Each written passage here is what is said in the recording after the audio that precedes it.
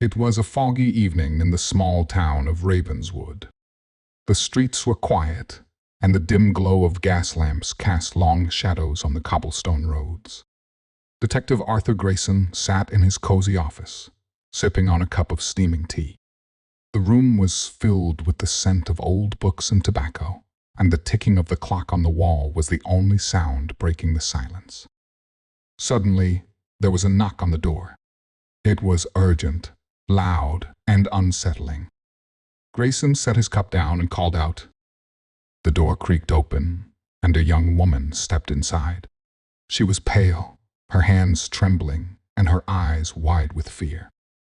"Detective Grayson, you have to help me," she said, her voice shaking. "My brother, he's gone. And I think the Cloud Killer has taken him." Grayson's eyebrows furrowed. The name Cloud Killer had been circulating in the town for weeks. It was a name whispered in fear, a name that sent shivers down the spines of Ravenswood's residents. The Cloud Killer was a mysterious figure who struck on foggy nights, leaving no trace except for a single white feather at the scene. No one had seen the killer, and no one knew who the next victim would be. "Please, sit down," Grayson said, gesturing to the chair across from his desk. "Tell me everything." The woman, whose name was Clara, explained that her brother, Thomas, had gone out for a walk the previous night. The fog had been thick, and he had promised to return within an hour, but he never did. When Clara went out to look for him, she found his scarf lying on the ground near the edge of the forest. And beside it, a white feather. Grayson listened carefully, his sharp mind already piecing together the details. He had dealt with many cases in his career, but this one was different. The Cloud Killer was no ordinary criminal. There was something eerie, almost supernatural, about the way the killer operated. "I'll take the case," Grayson said, standing up. "But I must warn you, Claire. This won't be easy. The Cloud Killer is cunning, and we have very little to go on." Claire nodded, tears welling up in her eyes. "Thank you, Detective. Please, find my brother." That night, Grayson set out into the foggy streets of Ravenswood. Town was eerily quiet, and the fog seemed to swallow everything in its path. Grayson carried a lantern, its light barely piercing through the thick mist.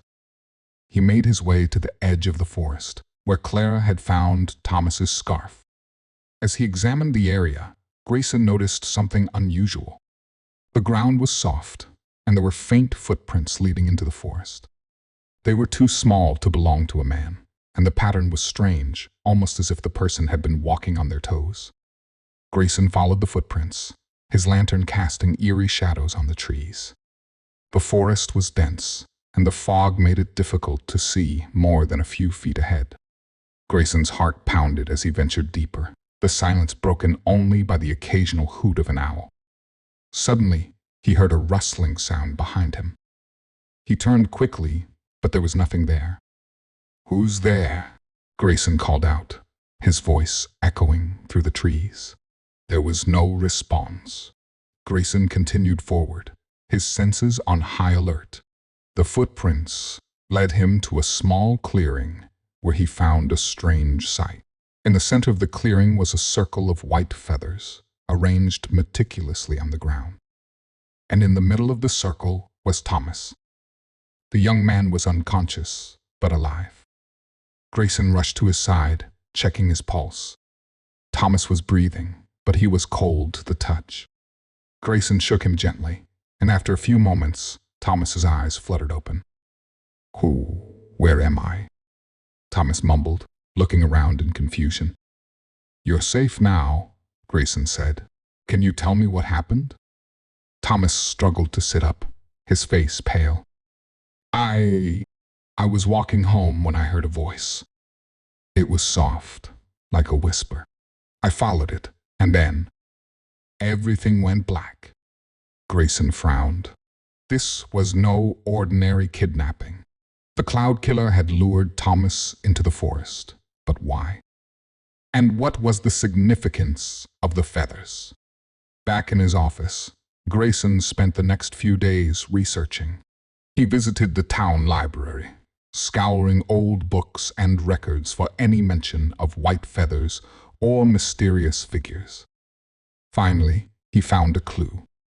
In an old folklore book, there was a story about a mythical creature known as the Feather Phantom.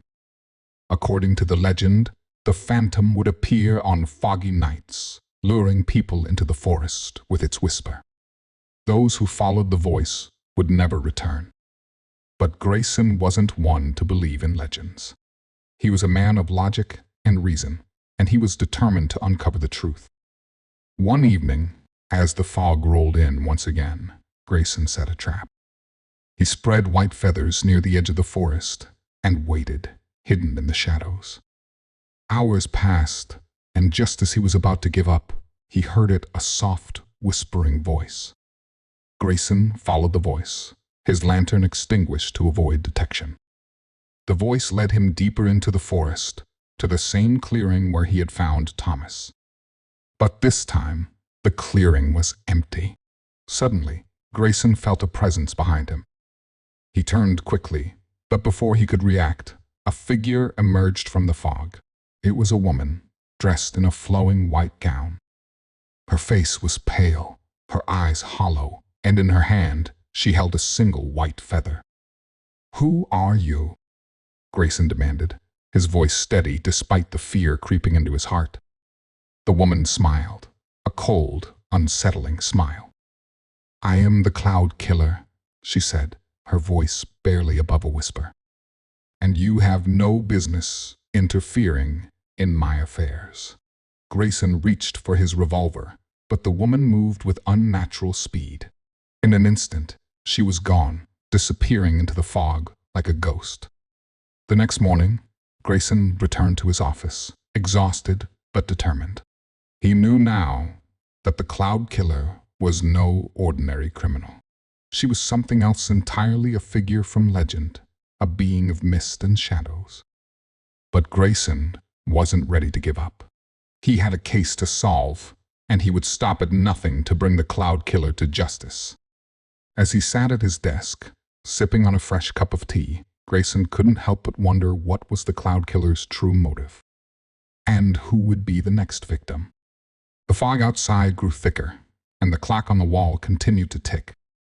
Somewhere in the distance, a whisper echoed through the streets of Ravenswood. The Cloud Killer was still out there, and Detective Arthur Grayson would be ready.